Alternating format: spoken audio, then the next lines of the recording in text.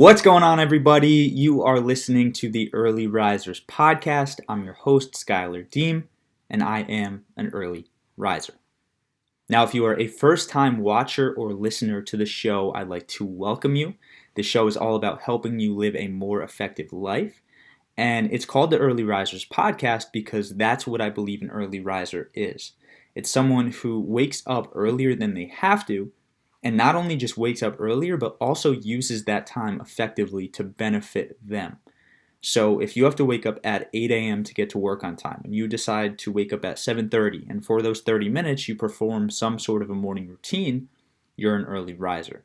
But on the other hand, if you wake up at 4 a.m. and normally you have to wake up at 8 a.m. to get to work on time, but for those 4 hours you are scrolling through social media, you're laying in your bed, you're checking emails, you're not really an early riser. Now, if you are a repeat listener to the show, I'd just like to welcome you back. If you noticed, the intro was a little different because I said if you are a first-time watcher or listener. If you are listening on the podcast app right now, I actually have a video episode for this. I decided to kind of post this as a video as well because I know that a lot of people do enjoy watching podcast videos. So if you're interested in finding that, if you are listening, you can head over to my YouTube channel, which you can find in the show notes. You can also head over to my Facebook, which you can find in the show notes. You can head over to my Instagram, really anywhere that you can find me, and you'll be able to be connected to this episode in video format. But with that being said, we have a very special guest today. His name is Henry Johnstone. Henry Johnstone is a coach, a mentor, and a speaker and podcaster. He is also a metalwork sculptor. He lives and works from his home in London, UK, and he lives with his beautiful partner and their two equally wonderful dogs. Henry specializes in coaching men through exploring their emotions and discovering and defining their masculinity and expressing it healthily, intimately, and powerfully. The man who feels is the man who will experience his own magnificence, and the man who knows himself is the man who lives a life of purpose. Henry takes to speaking across the UK, where he speaks to adolescents about the value of being open, vulnerable, and talking about one's feelings. He spreads the message that men need to move beyond the shame and stigma commonly associated with emotions. Henry took a very dark path through addiction, self-harm, and depression when he was a teenager, all because he couldn't talk about his emotions. He talks and coaches today so that our men don't fall into the same trap that he did. Henry is also a metalwork sculptor and regularly runs retreats where his clients can work through emotional blocks and create symbols made of steel. And if you want to connect with Henry, I will put all of his information in the show notes. But this episode was awesome. It was really great to hear Henry open up about his story and to share a lot of key insights on accessing your emotions and overcoming difficult times, and really a lot of things that may help people if you're going through a tough time in your life. So without further ado, let's get to the show. I hope you enjoy it. As always, feel free to connect with Henry. Feel free to reach out. Feel free to rate and subscribe the podcast on iTunes. But besides that, let's get into the show.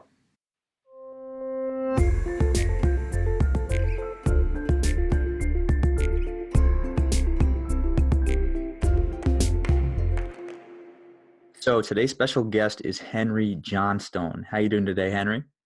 Hey, Schuyler. I am super good, my friend. Thank you so much for having me on. It's a real honor.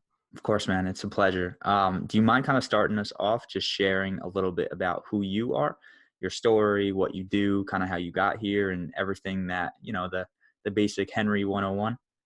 The greatest hits. Yeah. Okay, cool. No problem. Well, I mean, first off, what I do is I'm a men's coach. I help men reclaim their personal power and their identity and to boost their self-esteem so they can really find their purpose and really make an impact on whatever area of their life that they are feeling is a little bit missing, is a little bit lacking.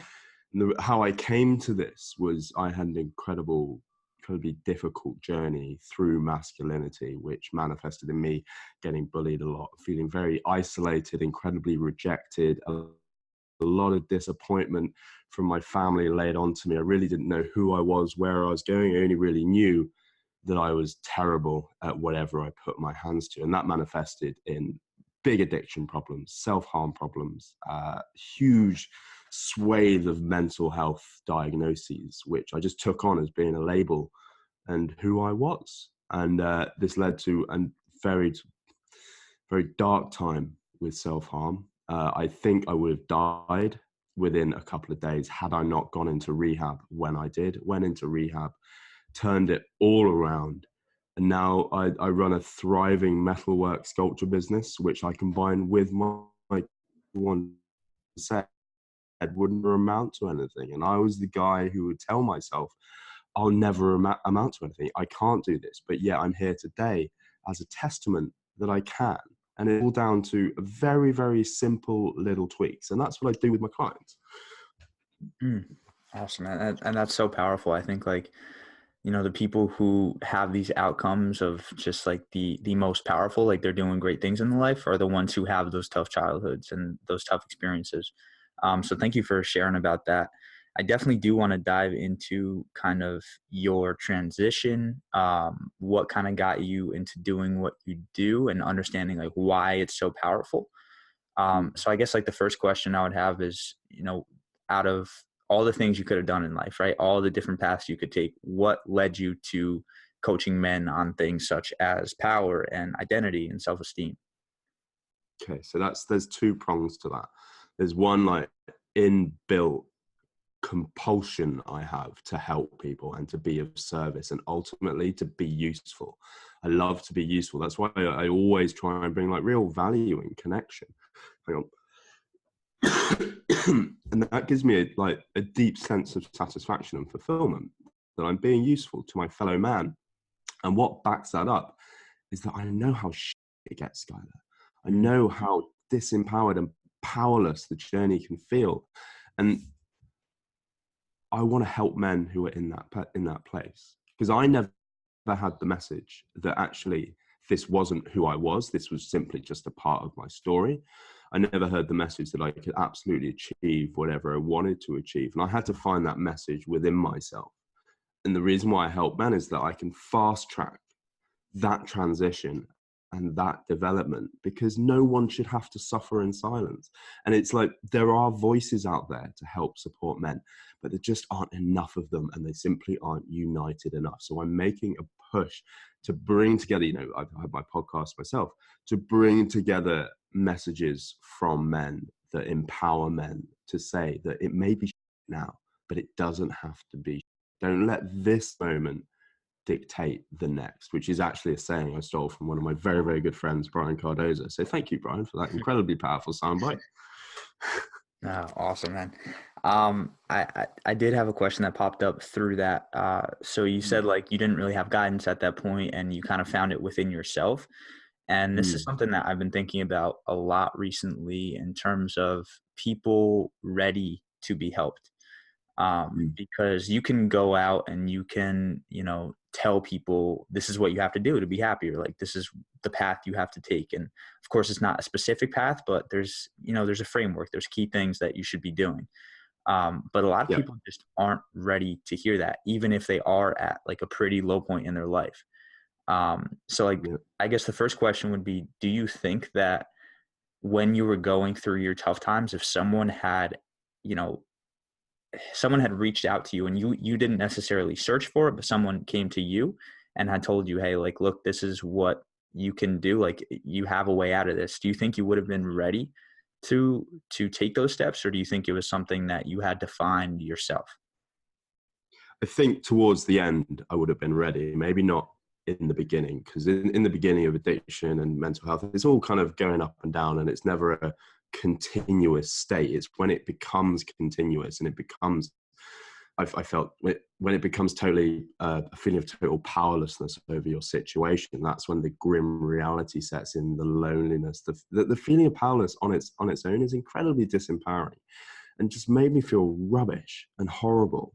And that's at the point that I didn't get any support. So I wasn't able to tell myself that it was okay. I just sought out more self-destructive tendencies that really, because I had this belief system that I was, and that, I was going to go to hell and I was always going to fail. So I actively sought out evidence to support that. The self-harm was one thing, like disrespecting my body by damaging my body, drinking more, taking more drugs, willingly pushing myself into the oblivion, which I thought I deserved. And at that point, I would have loved some love. I would have, because I was completely alone. And I would have absolutely loved like a role model, someone to champion me, someone to have my back. Because when men get to that stage, and of course women get to the stage as well, but everyone kind of, it seems like people give up on you because they don't know how to help you. And they didn't know how to help me because I wasn't able to help myself. And I've been the same mess for so long. They just threw up their hands like, we don't know how to help you. And to have someone outside come in and tell me, I know what you're feeling, and then to list off what I was feeling, I would have been like, you actually know. How can I stop this? Then I would have been very open. You know, it's through desperation almost, but the journey to that is painful because ultimately I wasn't going to get help until I'd gotten out of the victim mindset.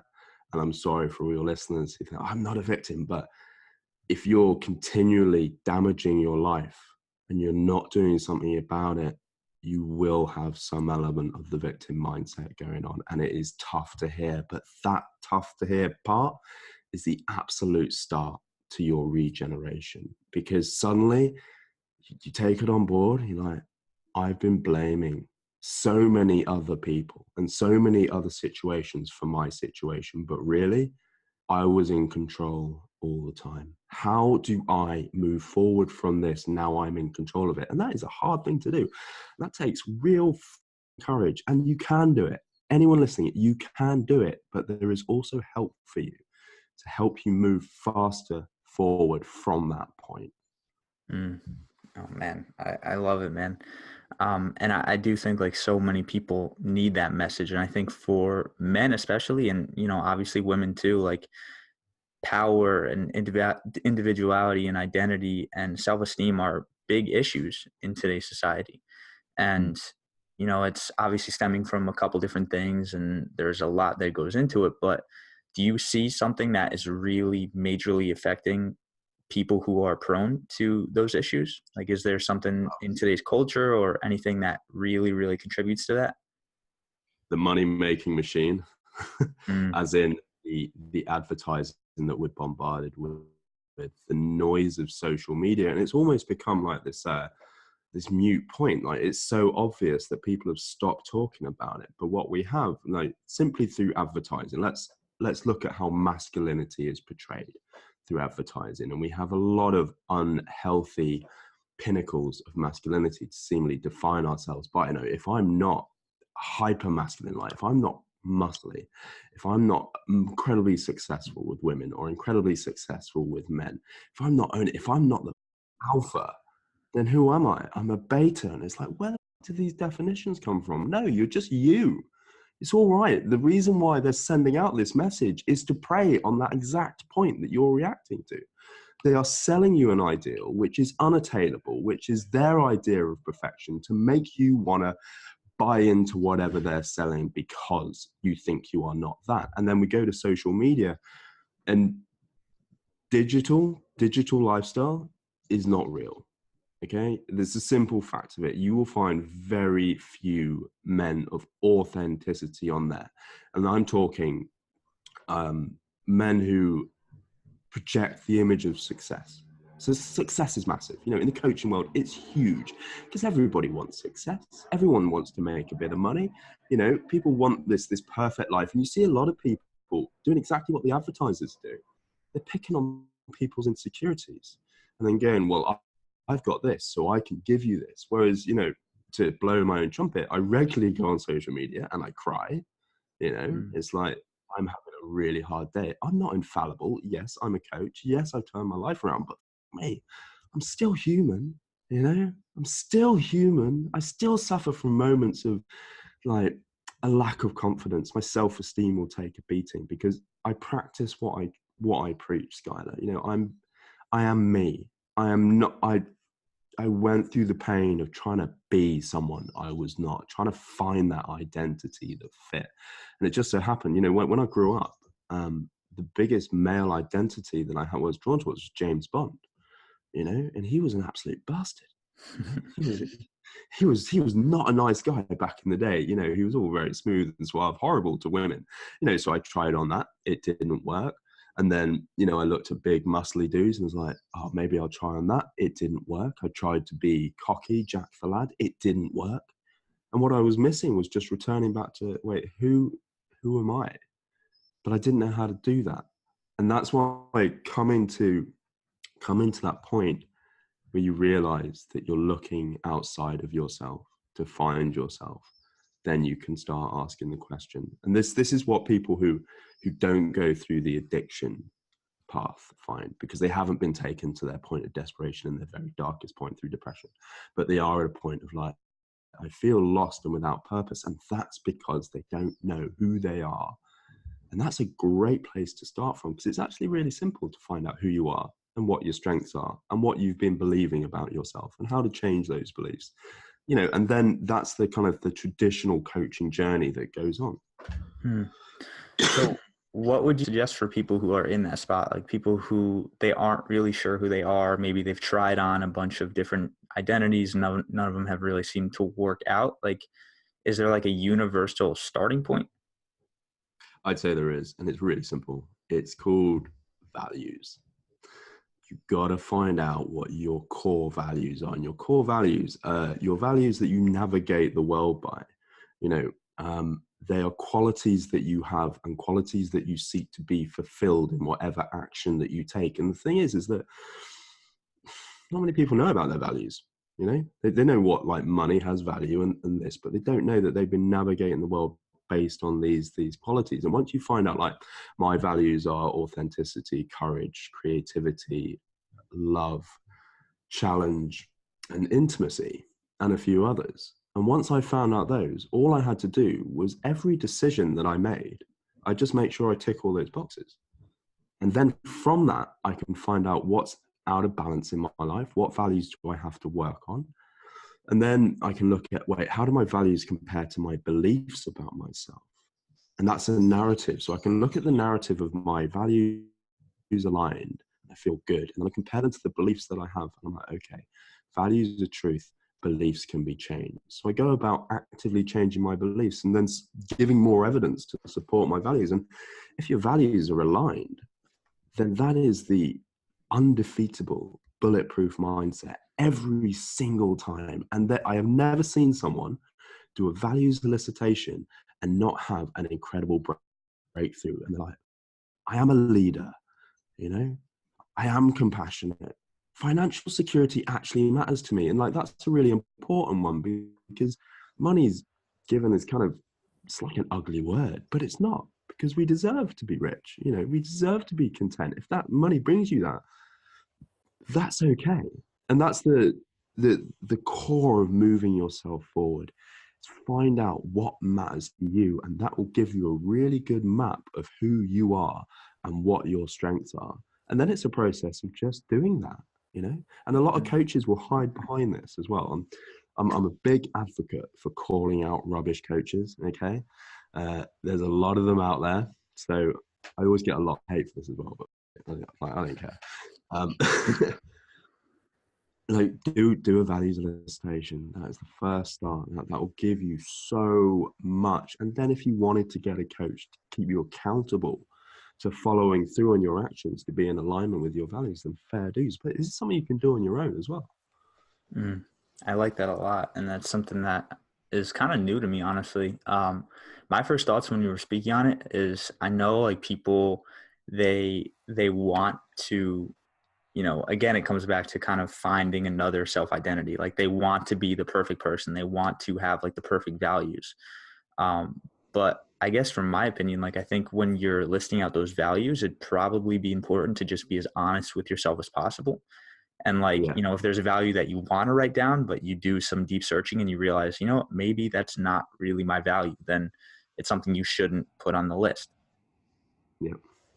Yeah, it is self-reflection. It's what it is. And honesty, openness, and willingness. And it's a challenge as well. And people will know, like, there's a specific feeling that you get from putting down an inauthentic value, because I wish I was like this. Or you think of someone else that has that value and you want it. That's a really good signpost. So you can put it down, but then you got to look at it and be like, is there something in that for me? And if there's not, There's a bit of courageousness in there. It's like, okay, it's not for me.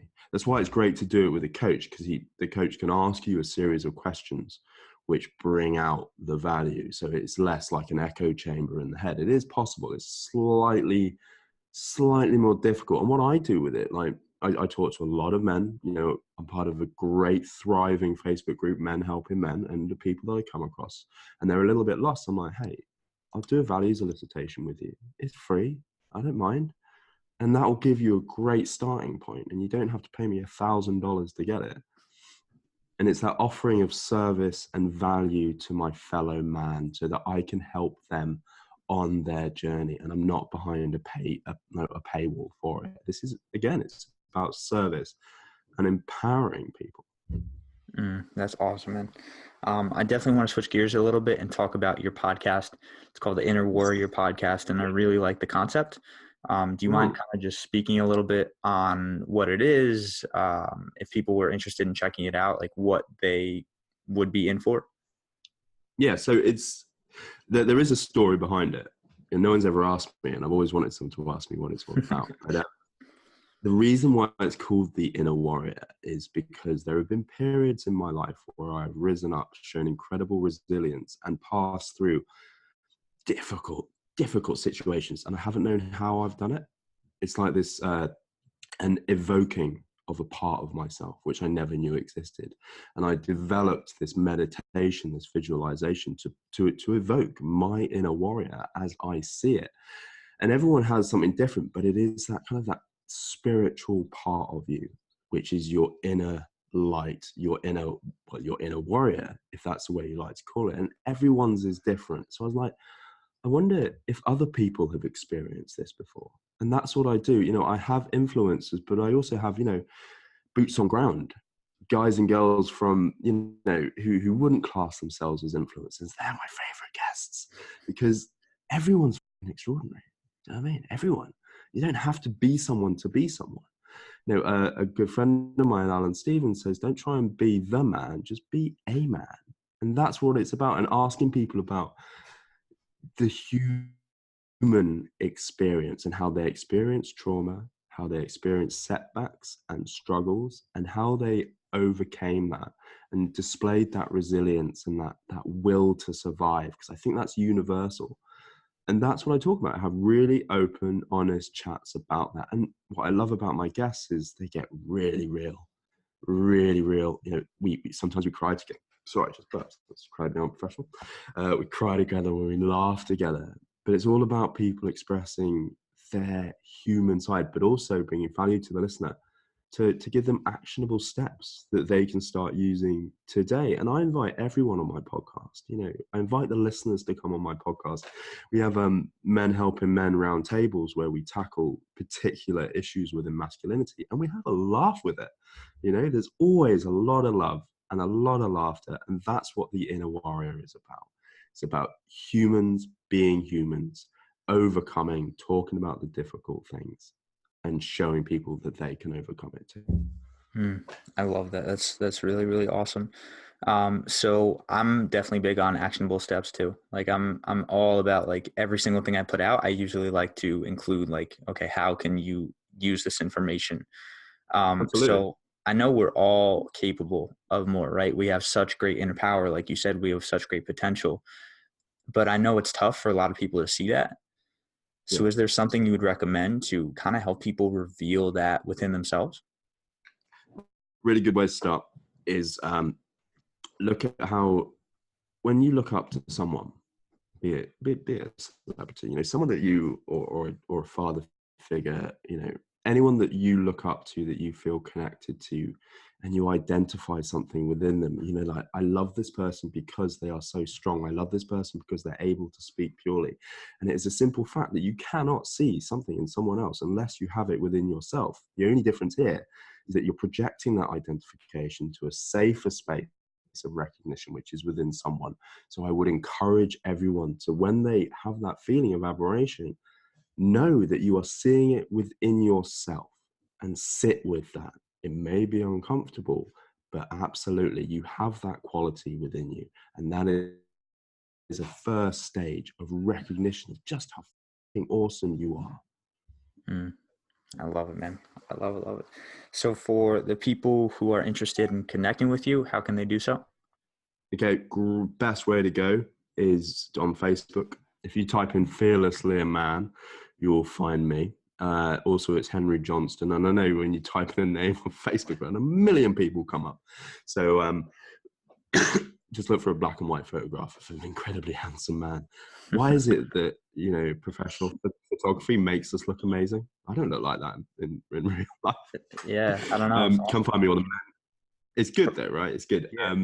I'm also on the Men Helping Men group on Facebook, and also the Inner Warrior podcast, which is on iTunes, Podbean, and Spotify as well. Just drop down, give us a listen. If there's something you liked and you want to know more about, or you want to be put in touch with a guest, just let me know, because I love having conversations. I'm an incredibly open, warm, and loving guy. And also, if you like dogs, then please send me a picture of your dog, because you're already my favorite person if you like dogs.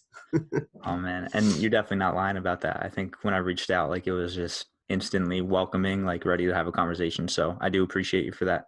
Definitely. No, man, pleasure. So we have a segment on the show called My Current Obsession.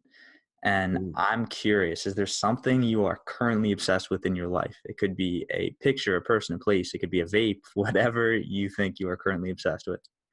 I'm obsessed with Battlefield 5 on the Xbox One. Okay. There we go. I'm a huge gamer. Mm, I'd say, am I a huge gamer? I love playing my Xbox. It is, since I gave up drugs and alcohol and stuff, it's that need for escapism, and I have me time, which is an hour every night between 9 and 10, where I just absorb myself into another world, be mm. it Red Dead Redemption or Battlefield. There's a game called Anthem coming out, which I'm super excited about.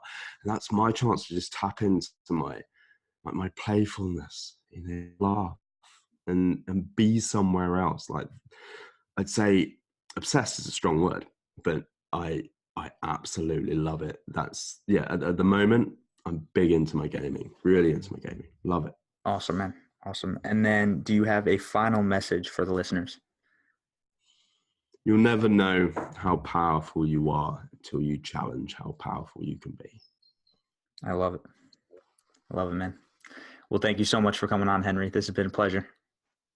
Buddy, it's been an absolute pleasure, and we will sort out you on the inner wall and get real and get deep and find out more about you.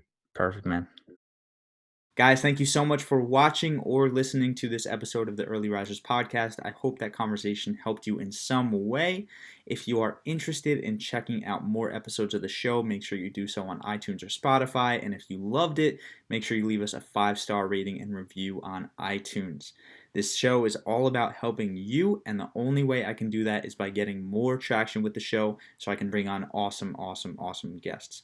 So if you are interested in doing that, you can do that, and it takes like 5 minutes, less than that.